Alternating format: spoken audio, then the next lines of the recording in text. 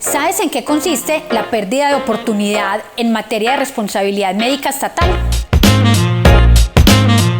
Nos acompaña la doctora Verónica y el doctor Sebastián Gómez, quienes son magíster en Derecho Administrativo y docentes de cátedra de la Universidad Autónoma Latinoamericana.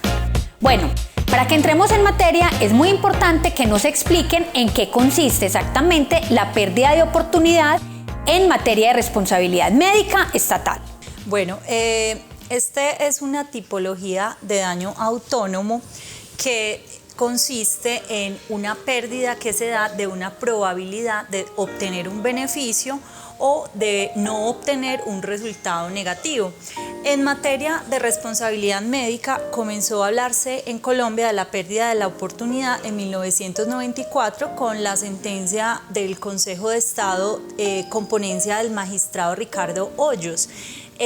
Esta tipología de daño tiene 4 elementos fundamentales, cuál es primero pues la violación a la lex artis en la atención o en el deber de atender debidamente a los pacientes y hacer todo por procurar su sobrevida o su mejoría. El segundo elemento es un resultado final desfavorable. El tercero, una serie de concausas que contribuyen a un resultado desfavorable. Y el tercero es que hay una oportunidad concreta que fue perdida relacionada directamente con esa falla en el servicio, con esa violación a la lex artis o con esa indebida atención médica. Y a raíz de esta pregunta que nos hace la doctora Street y la complementación de la doctora Verónica, partimos de un elemento clave, y es que la pérdida de la oportunidad es una figura importada desde la doctrina francesa, traducida desde la pérdida del chance. Por esa razón, y para efectos prácticos, no atribuimos en la responsabilidad ni en el juicio de reproche que hacemos ante la jurisdicción el resultado final muerte, toda vez que es imposible imputarle a quien no ha causado el daño. Por esta razón, cuando vamos a imputar responsabilidad dentro del ejercicio al Estado por la prestación de un servicio médico, le imputamos ese daño autónomo llamado pérdida del chance o pérdida de la oportunidad. Y para efectos prácticos, aquel paciente que llega a un servicio de urgencias con la fractura de pelvis, según la literatura médica, tiene un 80% de sobrevivir si lo tratan de manera oportuna. Y al no tratarlo de manera oportuna y fallecer, no atribuyo el resultado muerte, sino esa pérdida del chance del 80%. Y entonces, ¿en qué contexto podemos estar hablando del daño del que estamos hablando? Bueno, el contexto es esencialmente, o podemos ver el común denominador, es que hay una serie de causas negativas que contribuyen a la producción del daño final. Por ejemplo, en esta época de pandemia, usted llega a un servicio de urgencias público con una saturación de oxígeno baja y requiere, de acuerdo a su diagnóstico, porque está contagiado de COVID-19, de una cama UCI, y se le demoran 5 horas para conseguirle la cama UCI y desmejora demasiado en su estado de salud y finalmente muere. No podríamos atribuirle a esas 5 horas que se demoró la atención al resultado final muerte, sino determinar qué probabilidad tenía esa persona de sobrevivir o de mejorarse, de haberse dado el tratamiento oportuno. Entonces, en este caso, la probabilidad es la que se denomina daño, es el daño autónomo llamado pérdida de oportunidad. Y frente a este contexto que nos indaga la doctora Street, hay algo muy importante, y es que estamos ante una inseguridad jurídica y una falta de igualdad en la administración de justicia. ¿Por qué razón? Dentro del análisis jurisprudencial que hicimos de las sentencias que han emitido entre el año 1994 y el año 2018, el 41% de las sentencias que ha emitido la sección tercera corresponden a la subsección A, la cual ha establecido la pérdida de la oportunidad o pérdida del chance como un daño autónomo y un perjuicio autónomo. Es tan grave esta clasificación que, para nuestro sentir, genera en primer lugar inseguridad jurídica, porque existe un elemento, y es que elimina las tipologías tradicionales de perjuicio y crea un daño y un perjuicio autónomo.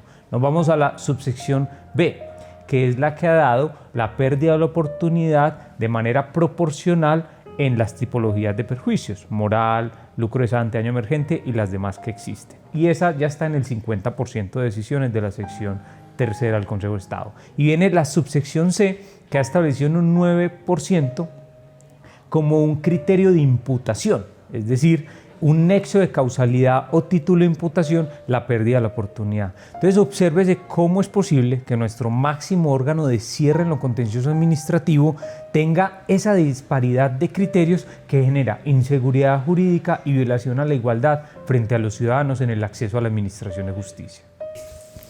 Bueno, cabe aclarar que nosotros desde los albores de la investigación hicimos una diferenciación clara que, pese a estar muy decantada en la teoría de la responsabilidad, nos pareció importante delimitar.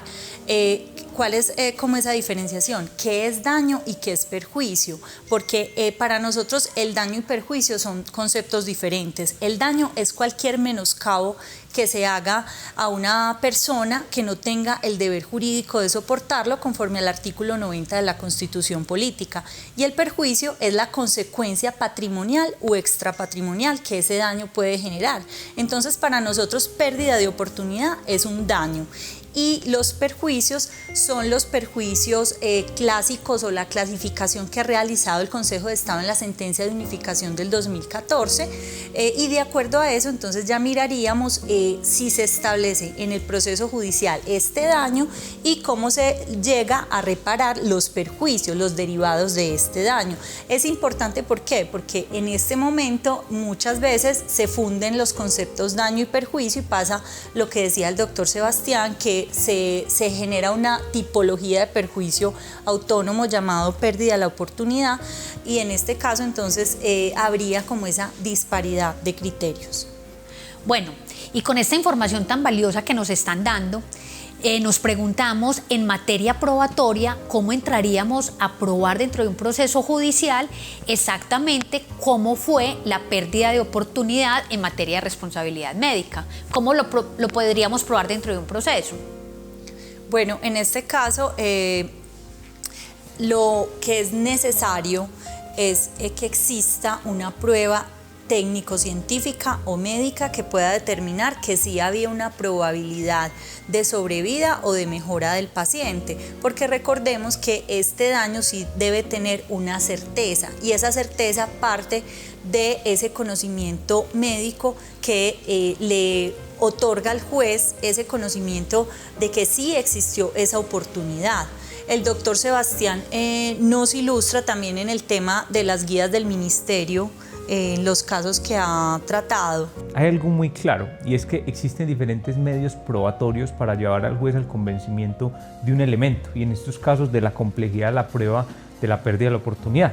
Y hay algo claro y es que tenemos herramientas a disposición como un dictamen pericial, un testigo experto y hay un elemento que nos ha funcionado mucho en la práctica judicial para poder aportar dentro de estos elementos a la jurisdicción y es las guías médicas del Ministerio de Salud, las cuales, pongo un ejemplo, la guía médica del año 2019 para atención a urgencias ha venido estableciendo desde el punto de vista estadístico y científico cuáles son las probabilidades de sobrevivir a un sujeto de conformidad con una patología o un accidente. Caso concreto, un ejemplo que desarrollamos y que llevamos al ejercicio profesional fue un sujeto que tuvo un accidente de tránsito y por ende se le ocasionó una fractura de pelvis, que según las guías médicas tiene un 80% de probabilidad de sobrevivir siempre y cuando tenga una atención oportuna. Por ende, ya frente a la pregunta que nos hace la doctora Street, atribuye un juicio de reproche probando que se determinó el 80% de pérdida de la oportunidad equivaldría al 80%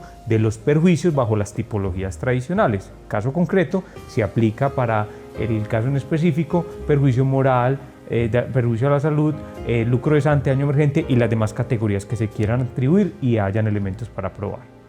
Bueno, y entonces, ¿qué podría ocurrir dentro de un proceso judicial si no se logra demostrar un porcentaje en la pérdida de oportunidad de responsabilidad médica?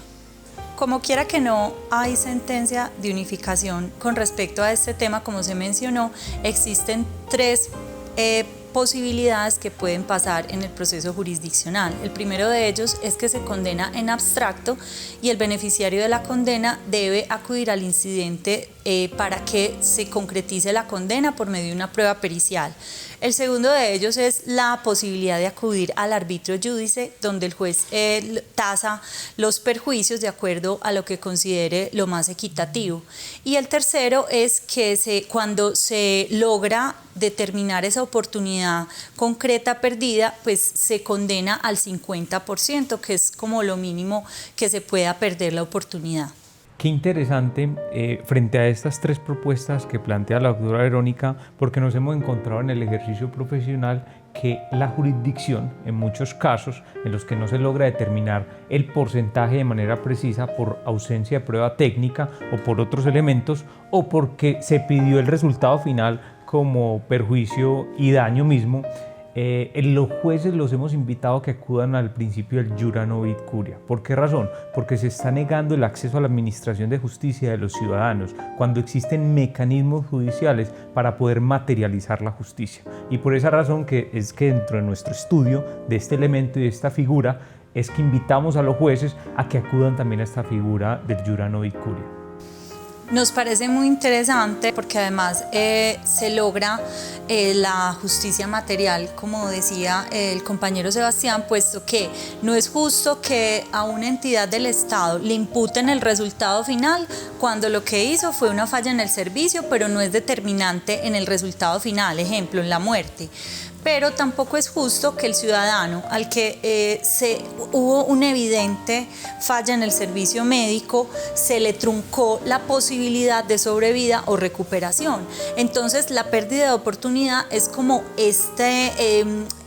lo que hace es ir en consonancia al deber ético médico, que es proporcionar todos los medios idóneos para que el paciente sobreviva o recupere su salud.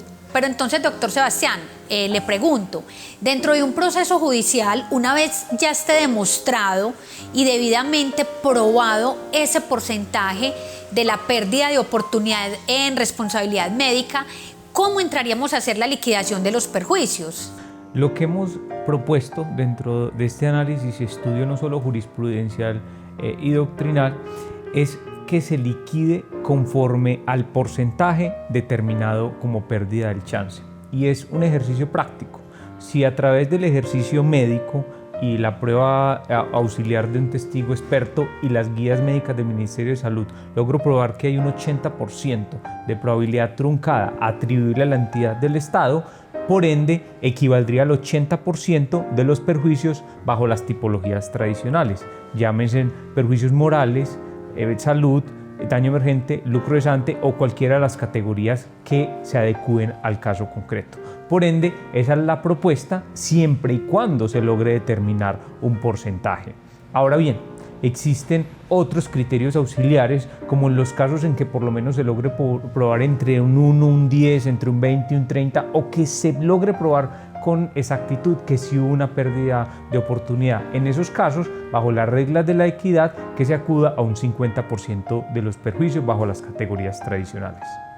Bueno, realmente hemos detectado un problema bastante grave en este tema, y es con respecto a la seguridad jurídica, porque realmente no ha habido una sentencia de unificación por parte del Consejo de Estado. Entonces hay mucha jurisprudencia que no está unánime en este momento. Entonces, de pronto ustedes desde la academia, ¿qué propuesta o qué análisis han realizado con respecto a este tema y que podamos de pronto proponer?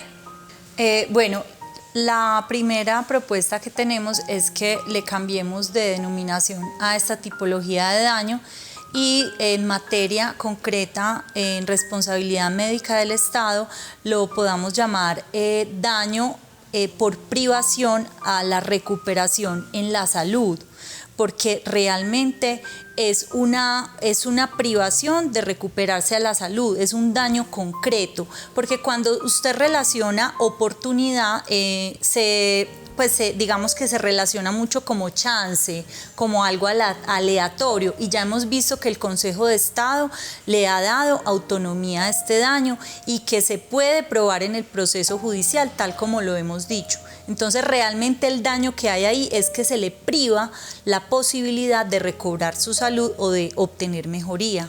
La segunda propuesta que arrojó nuestro estudio y que hoy seguimos sosteniendo es la necesidad urgente de que el Ministerio de Salud recopile guías médicas que dé bases a los médicos auxiliares de la justicia para poder determinar con precisión y bajo un análisis estadístico cuáles son las probabilidades de sobrevida frente a cada una de las patologías o acontecimientos que puede suceder. Que finalmente hoy el Ministerio de Salud y desde un derecho comparado hemos evidenciado que lo puede hacer y ha faltado una gestión por parte del Ministerio. Y esto va a dar un elemento fuerte para el tercer punto, que es una propuesta que hemos tenido, y es la necesidad urgente y prioritaria de que el Consejo de Estado haga uso del artículo 270 de la Ley 1437 en el entendido de que se emita una sentencia de unificación que nos dé seguridad jurídica. ¿Por qué razón? Porque estamos abocados a que tribunales internacionales impongan sanciones al Estado colombiano por infringir el deber de dar un derecho de igualdad a las personas y un acceso a la administración de la justicia bajo la seguridad jurídica. Bueno, la verdad, muchas gracias por sus valiosos aportes, por las lecciones, por las enseñanzas que hoy nos han querido compartir a toda nuestra audiencia, a todos nuestros seguidores, a nuestra comunidad jurídica. Entonces, doctor Sebastián, doctora Verónica, muchas gracias por asistir a nuestro programa de La Voz del Jurista de Litigio Virtual. Muchas gracias, doctora Astrid, y también a las personas que ven este video, si quieren profundizar en el tema, les dejamos el enlace para que puedan leer nuestro artículo académico. Muchas gracias, doctora Astrid, y a mi colega, doctora Verónica.